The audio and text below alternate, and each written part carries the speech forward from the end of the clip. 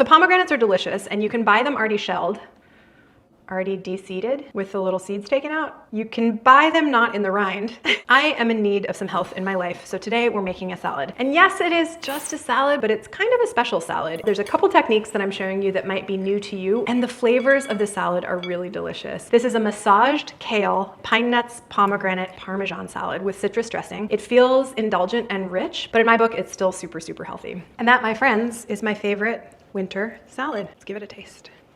So let's get going into this salad. So ingredients, on my bench, 2 heads of lacinato kale. You can also use curly kale. Then dressing, maple syrup, olive oil, orange, salt. Toppings, tarragon, parmesan, pine nuts, and pomegranate. Lots of peas in the salad today. The first thing we're gonna do is get started massaging our kale. There's a couple different ways to break kale down or to break a rough green like this down. One is to cook it.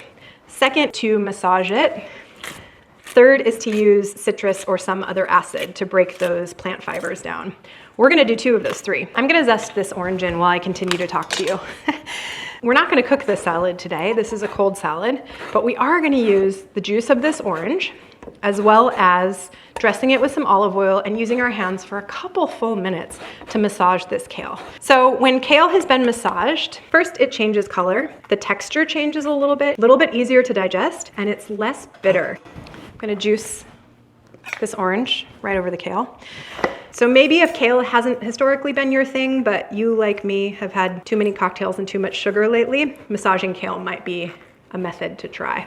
So the other 3 components of our dressing are a little bit of maple syrup, salt, and olive oil. I'm not gonna put the maple syrup on at this point, just the citrus, a couple tablespoons of olive oil, 1, 2, and a couple full tablespoons of salt. So the olive oil is gonna get massaged into the kale and really flavor it. The citrus is gonna help break down the kale as well as provide some flavor. And the salt is nice and abrasive, so it's gonna help to break down those leaves of the kale as well. All you do now, clean hands into our bowl to massage the kale. And it's exactly as you might expect. I'm really massaging it between my fingers. I'm also breaking the kale up a little bit into bite-sized pieces. So there is some commentary online about everything, but about curly kale versus dinosaur kale and whether or not both benefit from this massaging technique. I find that you don't have to massage dinosaur kale for quite as long. In fact, you can already see it's really breaking down. Curly kale, you tend to have to massage for a few full minutes. So you'll notice a ton of liquid at the bottom of this bowl. And while you can use that to dress your kale, I'd recommend tasting it first. I want to be sure that I've got the right balance of salty and sweet and tangy. So for me, that's plenty. I'm gonna give my hands a wash and show you up close. So this kale is significantly darker. It's really shrunk down in size, and it's turned into a personal size salad. So before I move my kale from my mixing bowl into my personal salad bowl, I'm actually gonna taste what's going on in the bottom of this kale bowl. So what I'm tasting for is the balance of seasoning. Depending on the kale that I use, it's nice. Sometimes I need to bump up the sweetness a little bit with some maple syrup. I don't need to do that in this case. This kale is actually nice and sweet, perhaps because it's a little bit more in season than some of the summer kale I've eaten. The only thing I would say that this dressing needs is a little bit more salt, but the balance of fat and tart is perfect. Kale into our serving bowl. And I'm gonna move on to the pomegranate.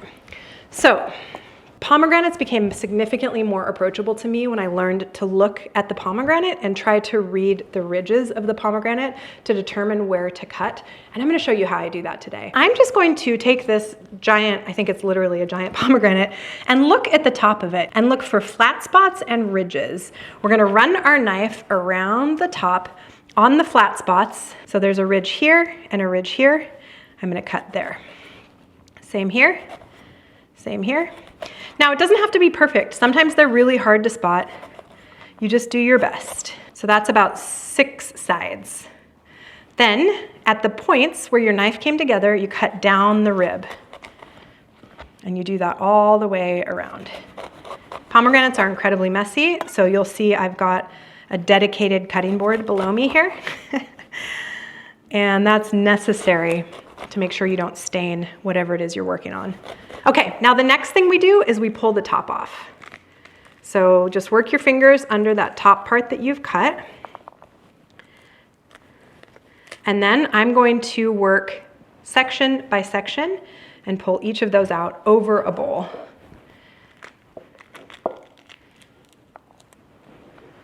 A lot of the pomegranate seeds are exposed.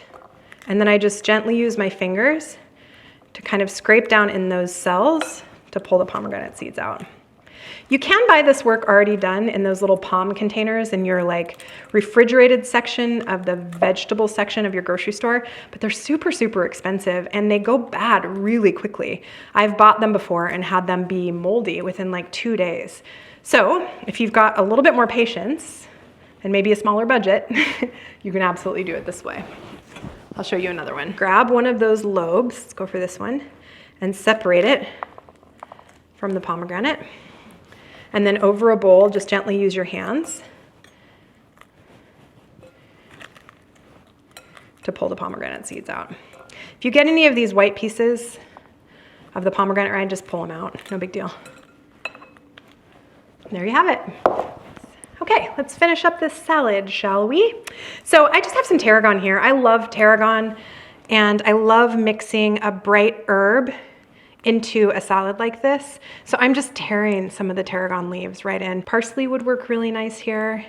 Whatever herb you really like works beautifully here. Pomegranates. Pine nuts. Now, Parmesan.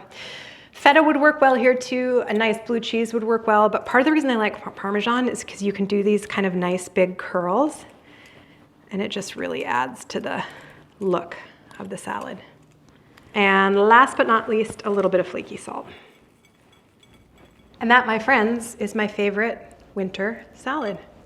Let's give it a taste. It's just a salad, but it's also not just a salad. It's pretty special. This would be great with some protein on it. You could add chicken, even a white fish would be really nice. So when you're looking for something a little bit lighter this holiday season, delicious in-season vegetables that doesn't skimp on the flavor, give this one a try. Thanks so much for spending your time with me today. I always appreciate it when you do. I gotta go eat my lunch, but I look forward to seeing you here next time. Cheers.